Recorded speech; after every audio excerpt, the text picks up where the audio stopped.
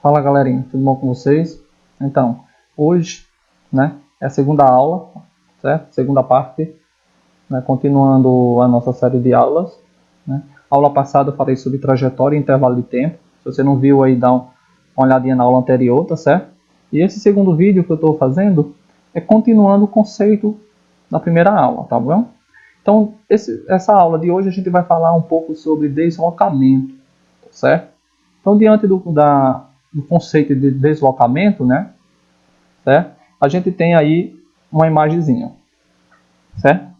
Então, nessa imagem a gente tem duas figuras, tá?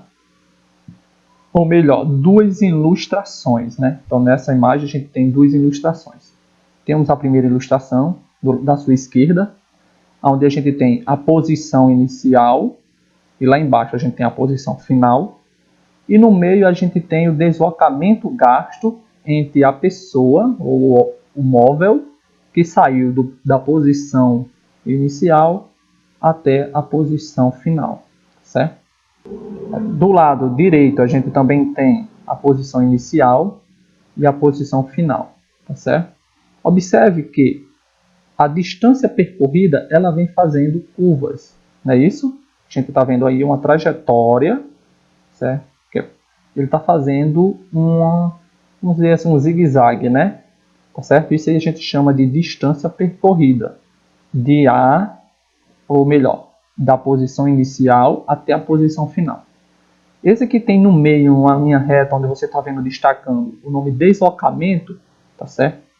Foi exatamente o deslocamento do canto que ele saiu, que é a posição inicial, até a posição final.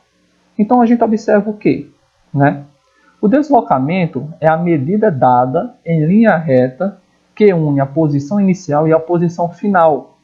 O seu valor só depende destas posições, não depende da trajetória. Então o que eu quero dizer para vocês? Que para calcular o deslocamento, sempre será em linha reta, tá certo? Independente de qual foi a distância percorrida, se foi curva, subiu, desceu, montanhas, independente disso, ele vai calcular o deslocamento em linha reta, como vocês estão vendo aí em destaque, uma linhazinha mais grossa, com uma setinha vermelha apontando o nome deslocamento, tá certo? Uma nota, uma observação. Quando um corpo descreve um movimento retilíneo, ou seja, linha reta, sem inversão de sentido, a distância percorrida coincide com o valor do deslocamento. É como vocês estão vendo aí na ilustraçãozinha da esquerda, tá certo? Onde a posição inicial e a posição final têm a mesma distância, tá certo? Do que o deslocamento, porque ele fez percorreu uma distância em linha reta. Então vão coincidir, tá certo? A distância percorrida e o deslocamento, ok? Agora vamos para uma observaçãozinha aqui, Para a gente calcular a distância, a gente precisa usar uma formulazinha, certo? Que aqui eu estou chamando de equação. Então diz o seguinte: para descobrir o valor do deslocamento, usa-se a equação. Essa equaçãozinha já é comum para nós, Ela já é comum para o nosso ambiente escolar, ok? Então diz o seguinte: ΔS é igual à posição final menos a posição inicial, aonde ΔS é a variação da posição, tá certo? O S é a minha posição final e o S0 é a minha posição inicial, tá certo?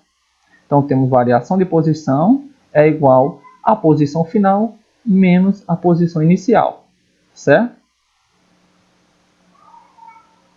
Um exercíciozinho para a gente praticar, o conceito, certo? Repito, dá pausa no vídeo, resolve a questãozinha, aí depois a gente vai corrigir, ok?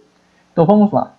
O exercício diz o seguinte: um carro parte do quilômetro 12 de uma rodovia e desloca-se sempre no mesmo sentido até o quilômetro 90.